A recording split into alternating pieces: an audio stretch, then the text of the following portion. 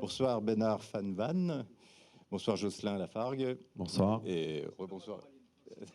Non, c'est pas toi. Voilà. Bah, écoutez, vous allez pouvoir vous présenter suite à ce film touchant et plein de modestie. Donc, Eh ben, bonsoir à tous. Alors, je vais Coraline, c'est ma compagne. Elle s'excuse, elle garde les enfants ce soir. Voilà. Donc, Jocelyn, enchanté. Merci pour l'invitation. Donc, nous, on est co-créateurs avec Coraline d'un petit écolieu jovinien. On vit en tiny house depuis 4 ans maintenant, qu'on a autoconstruite. On y a intégré nos enfants. Autant vous dire que 18 mètres carrés pour 5 personnes, c'est un petit univers. Avec ses contraintes, avec ses moments de joie, avec ses moments où c'est un peu moins facile. Voilà. Nous, on était 2 personnes à la base. Donc, Coraline est ingénieure, moi je suis technicien de formation. Ce qui nous a amené là, c'est notre passion de l'automobile. Donc on a fait, alors c'est un peu, oui, ça a un côté risible, mais du coup ça fait un parallèle avec le petit film d'avant. Donc nous, alors on a construit une tiny house parce qu'on faisait du rallye en amateur et faire du rallye, c'est très ouvert, on va dire, à 2 catégories de personnes, les garagistes et les carrossiers. Et quand on est amateur autre, et voilà. Donc nous, on a rapidement fait les calculs. On avait dit bon ben, moi j'ai l'habitude de dire qu'on avait dans nos finances 3 axes la passion automobile, les enfants et la maison. La passion, on voulait pas le renier. Les enfants, c'est difficile à mettre en loc, hein, Eric. Et voilà. Donc on a fait le choix nous de renier la partie habitat. En se disant on va construire un micro-habitat de préférence autonome, que ça nous coûte rien. Donc le zéro facture, ben oui, on connaît, c'est vachement agréable, honnêtement, surtout ces temps-ci. Voilà. Et en fait, la construction, pour aller un peu plus loin, on s'est vraiment pris de passion à ça. Et donc après, quand on a eu fini de construire la tiny, on s'est intéressé à l'énergie, on s'est intéressé à l'eau, on s'est intéressé à l'alimentaire, ce qui fait que 2 ans après avoir fini de construire la Tiny, on a vendu les voitures de rallye et on a trouvé un petit terrain de quoi faire notre petite vie tranquillement. Je vais passer la parole à Bernard. Il est un peu stressé, il faut le détendre, notre ami. Merci, bonjour, ou bonsoir plutôt. Je suis animateur nature, l'un des animateurs de l'éco-centre de Bourgogne. Qu'est-ce qu'on y fait? Il y a 2 pôles principaux, l'un autour de l'écologie et l'autre autour de l'informatique. Il y a donc un côté low-tech et l'autre high-tech. En écologie, c'est très très vaste. Il y a un côté gestion des déchets avec tout ce qui est assainissement, tout ce qui est vermicompostage, lombricompostage, des jardins, des techniques autour de la permaculture. On a travaillé aussi autour de l'habitat avec des maisons au structure bois, isolation en paille. On a travaillé sur les énergies avec éoliennes, poêles de masse, plein de choses. On travaille sur la biomasse. Et puis des pôles de production alimentaire. L'idée étant d'aider les gens à être autonomes, en fait. C'est quand même l'un des objectifs de l'éco-centre. Oui, autonome dans tous ces domaines et plus encore. Et puis aussi, il y avait une idée de développer un écolieu pour les êtres vivants. On a actuellement des papillons en voie de disparition qui survivent dans notre lieu, des chauves-souris, des insectes xylophages assez spectaculaires, puisque certains sont aussi gros que la paume de ma main. On a des oiseaux en voie de disparition comme l'albifacier qui vivent dans cet écocentre. Je pourrais en parler pendant 3 heures, donc je vais passer par. oui, mais alors comment aller vers l'autonomie sans se couper du monde pour éviter que, Solofray, par exemple, a tendance à s'isoler quelque part, même s'il est avec la nature. Pardon, même s'il est dans la nature, voilà, il le dit lui-même, ce monde qui m'intègre et nous ne sommes plus qu'un. Je ne suis pas seul, pas si seul que cela, parce que je me suis intégré à l'existant, en fait. C'est ce qu'il dit, mais comment faire des choses communes, quoi, en fait, comment ne pas trop s'isoler, en fait, parce que, en fait, oui, oui. Je sais pas, il avait dit- Oui, oui, merci. Alors, en ce qui me concerne, je n'ai pas de réponse en ce sens. Je suis seul, mais seul avec d'autres. Oui, oui, Je oui. travaille avec des réseaux de formateurs, d'animateurs, de gens qui viennent pour se former. Il y a un échange constant autour des techniques, autour des personnes. Il n'y a que comme cela que l'on peut réussir à faire quelque chose. Ouais, alors moi je vais moduler un peu. Effectivement, Solofré, lui, il le dit. Hein, il dit, moi je quitte un monde en fait qui n'est pas ma convenance, et il se crée le sien. Euh, euh, à bien y réfléchir, nous au départ, quand on a vraiment eu fini la TINI et qu'on a autonomisé tout ça et qu'on est arrivé sur le terrain, on a eu cette façon-là de penser, de se dire, dans le cadre de la famille, puisque nous on avait déjà nos enfants, voilà, on avait déjà notre vie, mais on ne s'est pas isolé. Lui s'isole seul. Nous, au départ, notre écolieu, on s'est dit, c'est d'abord une aventure familiale et on veut la vivre comme ça, en tant que telle. 5 membres permanents, chacun a le droit de dire, a le droit de faire, a le droit de connaître, a le droit de savoir. Ça, il le dit bien dans son film. Et on est moins au départ dans cette notion de se dire... on veut partager ça avec des gens. En fait, on voulait vraiment revenir à des choses essentielles, mais pour nous. Voilà. Et puis, il y a une petite bébête, Covid-19, qui se greffe là-dessus. Et puis, il y a un mec en van. Alors, je ne sais pas s'il est là. Oui, s'il est là-haut. Oh, il est là-haut. Et puis, donc, il y a un mec qui arrive en van et qui nous dit, moi, j'aime bien votre façon de vivre. J'ai 2 mois et demi à perdre avec le Covid. Donc, Sébastien, qui va venir pendant 2 mois et demi. Et là, ça opère un changement. C'est-à-dire que alors Sébastien et Liven, ils étaient deux du coup, qui viennent se greffer dans notre petit univers, et on va s'apprivoiser parce qu'on se connaît pas, ou très très peu. Euh, donc c'est quand même pas facile, hein, de se dire, parce qu'on s'est enfermé 2 mois et demi en fait. Hein. Le seul qui sortait, c'était moi, du terrain, parce que j'avais un métier prenant qui était la fabrication de cercueils à l'époque. Voilà. Euh, un métier d'avenir à l'époque. Et du coup, non, c'était... voilà. Mais ça opérait quand même, pour revenir à la chose qui nous intéresse, ça opère quand même un vrai changement. Et je pense que ça va être le point de départ de l'aventure Les Cocolieux.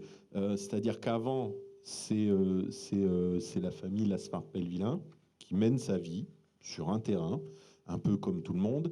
Et une fois que Seb et Liven vont s'intégrer à ça pendant 2 mois et demi, je pense que c'est là qu'il y a l'idée et de devenir un écolieu en tant que tel, c'est-à-dire de pouvoir accueillir de nouvelles personnes. Et c'est ce qui va se produire l'année suivante. Donc là, on est 2020.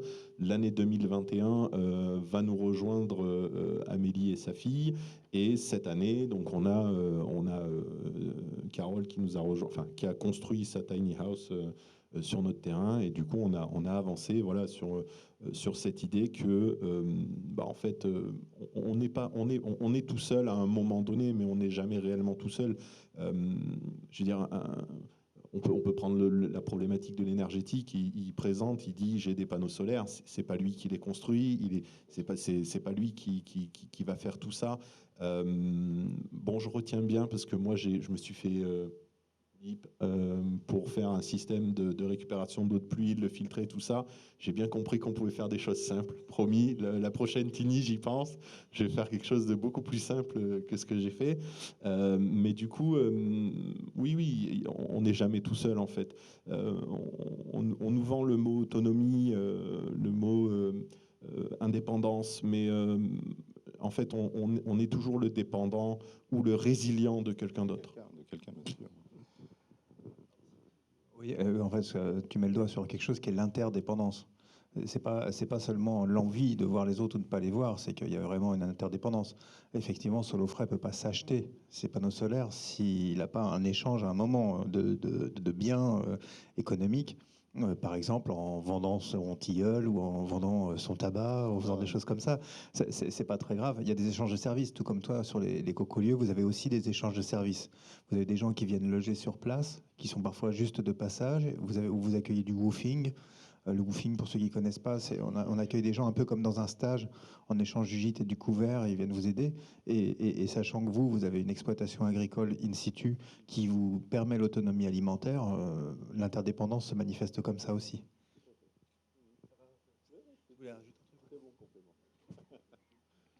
Mais pensez-vous aussi que l'innovation technique est-elle vraiment la solution aux urgences climatiques d'aujourd'hui? Personnellement, non, je ne pense pas. C'est une fuite en avant. Plus on va utiliser technologie, plus on va prendre des ressources. Donc c'est sans fin et on est dans un monde fini. Donc par essence, non, ça n'est pas une solution. Il y a des solutions même, je trouve, aberrantes. Imaginez qu'on va remplacer les abeilles par des mini-drones. C'est une folie. Techniquement, c'est peut-être possible, mais à l'échelle de la planète... La livraison aussi, éventuellement. C'est déjà en cours, oui, tout à fait. C'est une question assez ouverte, en fait. Effectivement, enfin, moi, quand j'ai construit Matigny, et là, en fait, on a la problématique en ce moment. On construit une tiny house pour se dire, OK, on veut un impact moindre, construire une maison en ciment, en béton, en parpaing, en ce que vous voulez. C'est déjà des process, rien que pour fabriquer ça, c'est horrible. Et en fait, même en se plaçant dans un système vertueux, en fait, de se dire, moi je vais construire ma petite maison en bois avec mon petit isolant en chanvre, avec mon petit pare-pluie, mon petit bardage en bois, tout bien, tout propre, en fait, ça a une limite. La limite, c'est de se dire, tu construis un truc sur un châssis roulant, il va te falloir un gros 4x4, voire un utilitaire, super. Quand vous mettez en route l'utilitaire qui fait déjà 2,5 tonnes avec une tiny qui fait 3,5 tonnes, c'est 35 litres au 100. Où est le cercle virtueux? Je ne sais pas trop. La question se pose en ce moment. Après, il y a l'autre problématique qui est de se dire, je l'ai construit. Si je vends le camion, je reviens au cheval, je reviens au bœuf. Et puis comment on adapte tout ça? Parce que moi, en fait, c'est une boule d'attelage que j'ai, clairement, devant la remorque de la tiny. Donc c'est pas évident en fait. La fuite en avant, oui bien sûr. De toute façon, nous on a des panneaux solaires. Il y a des problématiques aussi là-dessus. On le sait, on ne l'ignore pas. Maintenant, nous on essaye de s'efforcer à se dire ok, on fait un travail préalable. On essaye de se dire qu'on va moins consommer au quotidien, moins de pompes à eau. Alors on a déjà enlevé beaucoup de choses, le lavage à chaud, donc une machine à laver, pour ceux qui ne le savent pas, ça fait entre 2000 et 2500 watts. Vous enlevez la résistance, vous faites plus que 300 watts, c'est à peu près un moteur. Nous, on a gardé qu'une pompe à eau. On a essayé d'avoir des cercles virtueux sur l'alimentaire. Très compliqué, parce que avec les toilettes sèches, il faut trouver des solutions. Donc on a mis en place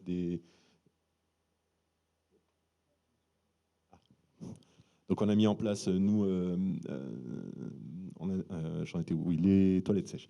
Donc oui, on a mis en place tout un tas de choses pour essayer de retourner à la terre ce que la terre nous a donné. C'est pas évident. Parce que c'est pas facile de maîtriser tous ces process. C'est des process en réalité, et c'est pas évident. Effectivement, il y a un côté simple, mais en fait, nous, on n'a pas grandi là-dedans. Coraline ni moi, on a grandi dans des familles où sur 3 des 4 parents, il y en avait qui étaient au ministère de la Défense, et mon beau-père, il travaillait chez Total. Voilà.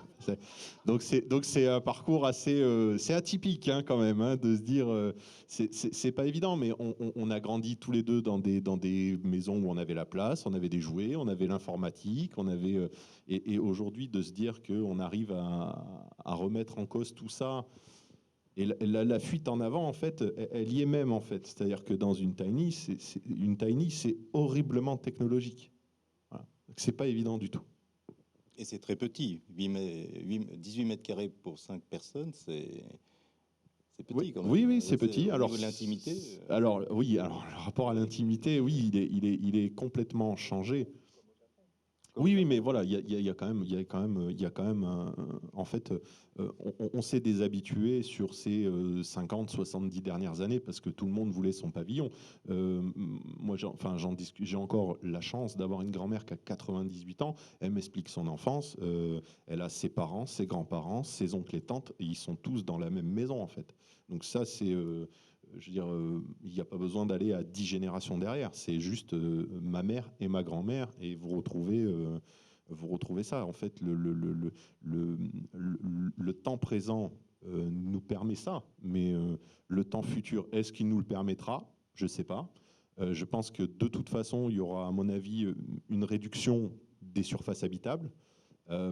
Ou une mutualisation, ce que fait la Casbah très bien à Joigny. C'est-à-dire que vous mettez 30, 20, 30, 40 personnes, vous leur dites, voilà, on a un bâtiment de 1500 mètres carrés, allez-y, faites ce que vous voulez dedans, évoluez là-dedans, faites-le vivre, etc. Pour revenir à l'intimité, ça n'a pas été évident, parce que 18 mètres carrés à appréhender, aujourd'hui, c'est à peu près c'est une chambre moyen plus, on va dire. C'est une belle chambre.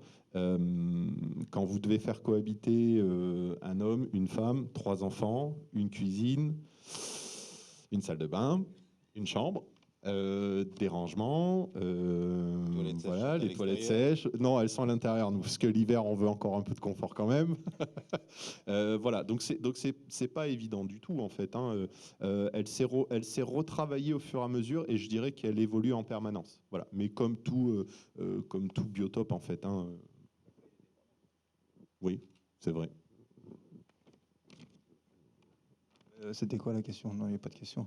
L'intimité, non, ouais, non, mais c'est vrai qu'on peut vraiment parler de beaucoup de cultures dans le monde où effectivement les familles cohabitent dans une seule pièce ou dans des logements très réduits. Enfin, on va pas parler des familles d'immigrés les plus pauvres, mais moi, mon enfance dans les cités HLM, ils étaient à 6, 10, 12 dans un appartement prévu pour 4 personnes. L'intimité, on se posait pas la question, quoi. C'était comme ça et c'était pas autrement. Donc là, il y a un choix personnel qui facilite les choses. Les enfants qui ont été éduqués dans l'idée que c'était normal, et aujourd'hui, ils créent des dépendances pour pouvoir avoir des espaces de vie, hein, avec un bureau pour Coraline, pour qu'elle puisse travailler, et puis le grand qui va peut-être avoir sa chambre, mais qui n'était pas chaud en fait pour avoir sa chambre, ce qui est amusant d'ailleurs dans le rapport à l'intimité. Et puis des choses comme la douche extérieure l'été, des choses comme ça qui permettent de passer des moments un peu plus facilement. Bernard, tu as un avis là-dessus? Dans ma jeunesse, j'ai vécu dans une chambre salle à manger qui faisait 9 mètres carrés. Les toilettes étant à l'extérieur. Donc oui, effectivement, on va peut-être devoir apprendre ou réapprendre à vivre dans un espace très réduit. Il n'y a pas si longtemps, effectivement, mon arrière-grand-mère vivait en couple avec son mari, mais à côté, il y avait le beau-frère et sa femme. Au-dessus, il y avait les 2 grands-parents de chaque côté. Si on remonte un peu plus loin, il y a aussi les animaux qui chauffaient aussi les pièces, les petites pièces aussi dans lesquelles on vivait. Hein. Donc, mais c'est vrai qu'on parle beaucoup d'autonomie de notre énergie, mais j'ai l'impression que le premier clivage ou souci actuellement, en fait, n'est-il pas l'autonomie financière qui permettrait cela, en fait, aussi? C'est ce qui pose le plus de problèmes actuellement. C'est terminé? On nous fait signe que... On m'avait dit 40 minutes. C'est où il faut qu'on arrête, où il y a un avion qui atterrit. D'accord. Ah bon? Ah, c'était ça qu'il voulait dire. Bon, je te laisse conclure. Bon, oui, c'est tout à fait ouvert. Alors, vive l'autonomie et puis reconsidérer ses besoins quand même tout le temps. L'aspect contrainte va arriver, va peut-être forcer des gens à le faire. Et en fait, ceux qui l'ont choisi sont déjà vachement en avance et le font à la fois dans la joie et le confort. C'est une bonne conclusion, ça?